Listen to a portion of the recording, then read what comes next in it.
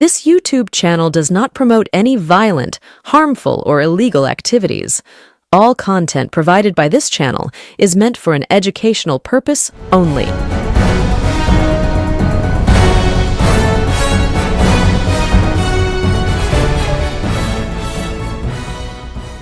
নমস্কার, আমি প্রতিবেদক সায়ন্তন চক্রবর্তী। আপনারা দেখছেন বঙ্গচক্র ইউটিউব চ্যানেল। ইতিমধ্যেই আপনারা দেখতে পেয়েছেন এই মুহূর্তে সোশ্যাল মিডিয়া হোক বা নিউজ মিডিয়া, প্রতিকুর রহমানের সিপিএম এর উচ্চ নেতৃত্বের সঙ্গে যে বাদানুবাদ বা যে মতানৈক্য, তা একদম উচ্চমার্গীয় স্থানে পৌঁছে গিয়েছে। যদিও এই ঘটনার সূত্রপাত আমরা জানুয়ারি মাসের শেষেই লক্ষ্য করেছিলাম। কিভাবে? আমরা দেখতে পেয়েছিলাম যে জানুয়ারি মাসেই সিপিএম এর রাজ্য সম্পাদক মোহাম্মদ সেলিম তৃণমূল থেকে বরখাস্ত হওয়া বা সাসপেন্ড হয়ে যাওয়া, হুমায়ুন কবিরের নতুন দল জনতা উন্নয়ন পার্টি, সেই জনতা উন্নয়ন পার্টির কর্ণধার হুমায়ুন কবিরের সঙ্গে চুপি সারে এক জায়গায় হুমায়ুন কবিরের সঙ্গে মোহাম্মদ সেলিম বৈঠক করেন। যদিও সেই কথা প্রকাশ্যে আসার সঙ্গে সঙ্গে তীব্র নিন্দার ঝড় বয়ে যায় সিপিএম এর মধ্যেই। সিপিএম এর মধ্যে থাকা অনেকেই প্রশ্ন তুলতে থাকে যে চরম মৌলবাদী অবস্থানে থাকা হুমায়ুন কবিরের সঙ্গে মার্ক্সবাদী কমিউনিস্ট পার্টি, যারা ধর্ম নিরপেক্ষতার বুলি সবসময় আওড়ায়, সেই মার্ক্সবাদী কমিউনিস্ট পার্টির পশ্চিমবঙ্গের রাজ্য সম্পাদক মোহাম্মদ সেলিম যে বৈঠক করলেন, সেই বৈঠকটি সিপিএম এর নীতি বিরুদ্ধ নয়? এই বৈঠকের মধ্যে কি কোনো নৈতিকতা আছে? যখন এই প্রশ্ন রীতিমতো রাজনৈতিক মহলে উঠতে শুরু করে, বিজেপি থেকে শুরু করে তৃণমূল সকলেই সিপিএম এর রাজ্য সম্পাদক মোহাম্মদ সেলিমের সঙ্গে হুমায়ুন কবিরের এই বৈঠক নিয়ে কটাক্ষ করে, তখন মাঠে নামে শতরূপ ঘোষ। বলাই বাহুল্য, শতরূপ ঘোষ মোহাম্মদ সেলিমের অত্যন্ত স্নেহভাজন এবং সিপিএম এর মধ্যে যে গোষ্ঠী রয়েছে, সেই গোষ্ঠীতে মোহাম্মদ সেলিম গোষ্ঠীর অন্যতম সদস্য শতরূপ ঘোষ। শতরূপ ঘোষ কি বলেন? শতরূপ ঘোষ বলেন, সমস্ত নীতি নৈতিকতার দায় কি সিপিএম কে নিতে হবে, কমিউনিস্ট পার্টিকে নিতে হবে? শতরূপ ঘোষ সেই কথা বলেন। একবার শতরূপ ঘোষের সেই কথা শুনবো। যদি হুমায়ুন কবিরের সঙ্গে বৈঠক হয়ে থাকে, বেশ হয়েছে, দরকার হলে আবার হবে। তার কৈফিয়ত কি আমরা দেবো নাকি? তোরা কে রে ভাই প্রশ্ন করার? কিন্তু সমস্ত রীতিনৈতিকতার ঠেকা কি আমরা একা নিয়ে বসে আছি? আর সিপিএম এর কেউ তার সঙ্গে কোথাও দেখা হয়েছে, কথা বললে সিপিএম এর অপরাধ হয়ে গেল। যাবতীয় ঠেকা আমরা নিয়ে বসে আছি। মমতা ব্যানার্জিকে হারানোর জন্য যা করতে হয় করব। যদি কথা হয়ে থাকে, বেশ হয়েছে, দরকার হলে আবার কথা হবে। মমতা ব্যানার্জির পায়ের তলা থেকে মাটি সরে গেছে, সেই মাটিকে আরো সরিয়ে তৃণমূলের বাংলায় কবর খোঁড়ার জন্য যা করতে হয় তাই করবো। শুনলাম শতরূপ ঘোষের সেই কথা, যেখানে শতরূপ ঘোষ স্পষ্টতই বলছেন যে মোহাম্মদ সেলিমের সঙ্গে হুমায়ুন কবিরের বৈঠক, এটা নিয়ে তৃণমূল বা বিজেপি এত কথা বলছে, দরকার পড়লে একবার কেন 100 বার 1000 বার মোহাম্মদ সেলিম হুমায়ুন কবিরের সঙ্গে গিয়ে বৈঠক করবে। সমস্ত নীতি নৈতিকতার দায় কি সিপিএম এর?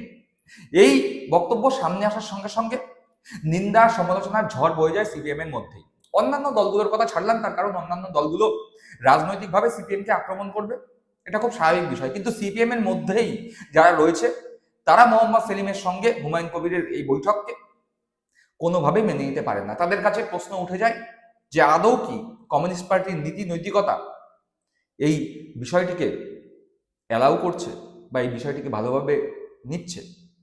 এরকম কথা প্রকাশ্যে আসার পরে শতরূপ ঘোষের এই বক্তব্যের পরে সদ্য সিপিএম ছেড়ে তৃণমূল কংগ্রেসে যোগদান করা, সেই সময় যিনি সিপিএম এ ছিলেন, সেই প্রতীকুর রহমান নিজের ফেসবুকে একটি পোস্ট করেন, নীতি নৈতিকতা না থাকলে আর যাই হোক কমিউনিস্ট পার্টি হওয়া যায় না। আপনি সকলে সেই পোস্ট দেখেছিলাম। তারপরে এই বাদানুবাদ চলতে থাকে, এই পর্ব শুরু হয় যেখানে প্রতীকুর রহমান সিপিএম এর বিরুদ্ধে নিজের যে মনোভাব, সেই মনোভাব প্রকাশ করে, সেলিমের বিরুদ্ধে নিজের যে মনোভাব, ক্ষোভ, দুঃখ, সেটা প্রকাশ করে।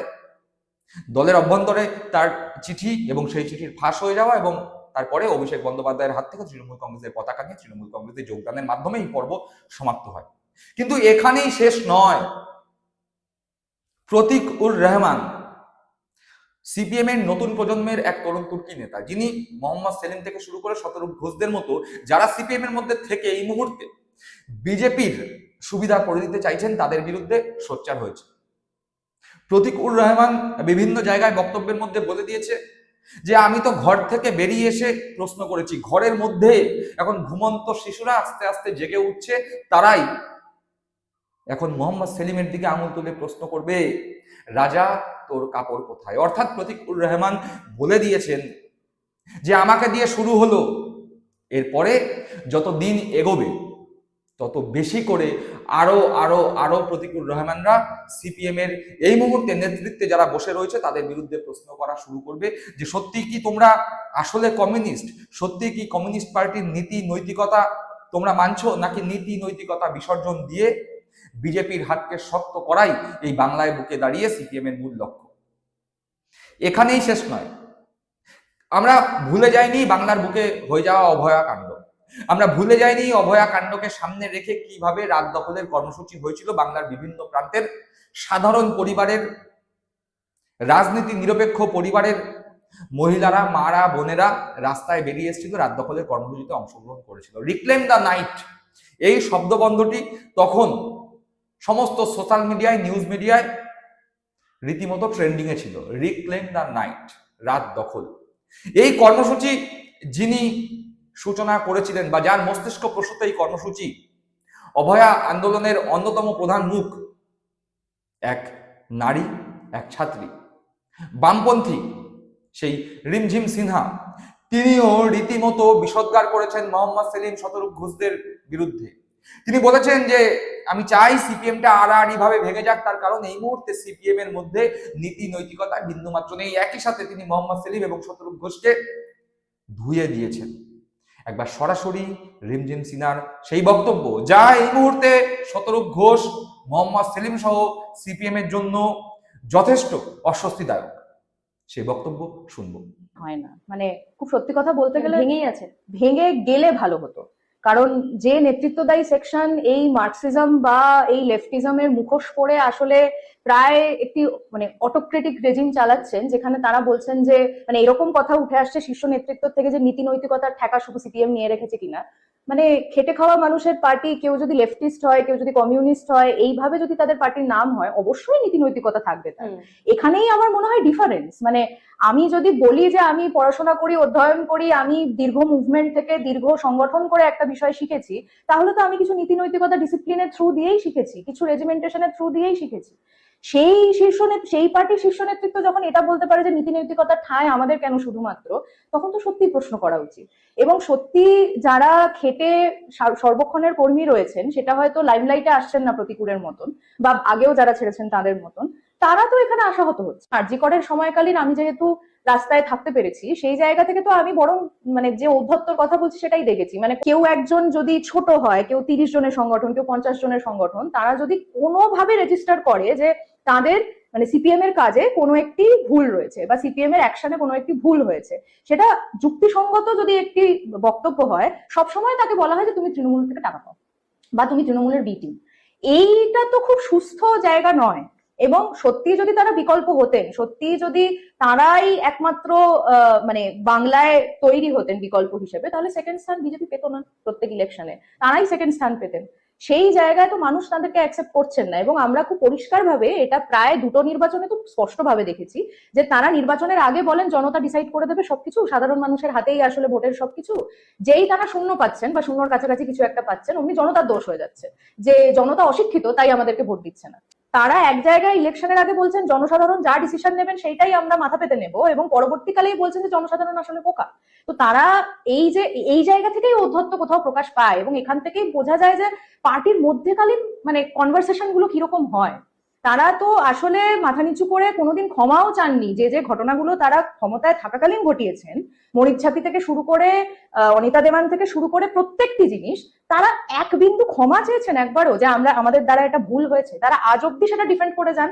শুনলাম সেই বক্তব্য, অর্থাৎ মোটামুটি স্পষ্ট, দিনের আলোর মতো পরিষ্কার, জলের মতো পরিষ্কার। অভয়া আন্দোলনের প্রধান মুখ তিনিও এই মুহূর্তে সিপিএম এর মুখোশ যেভাবে বেয়াবলু হয়ে গিয়েছেন তা উপলব্ধি করেছেন এবং নিজের মতামত জানিয়েছেন।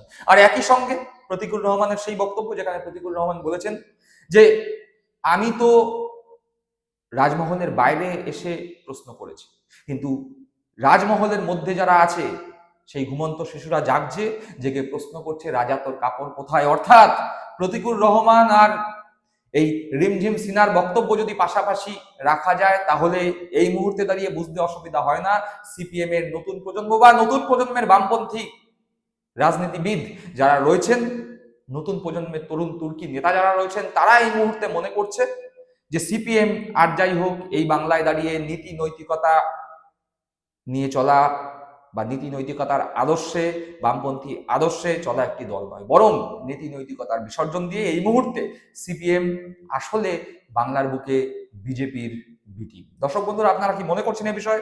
অবশ্যই আপনাদের মূল্যবান মতামত কমেন্ট বক্সে কমেন্ট করে জানাবেন। সকলে ভালো থাকবেন, সুস্থ থাকবেন। জয় হিন্দ, বন্দে মাতরম।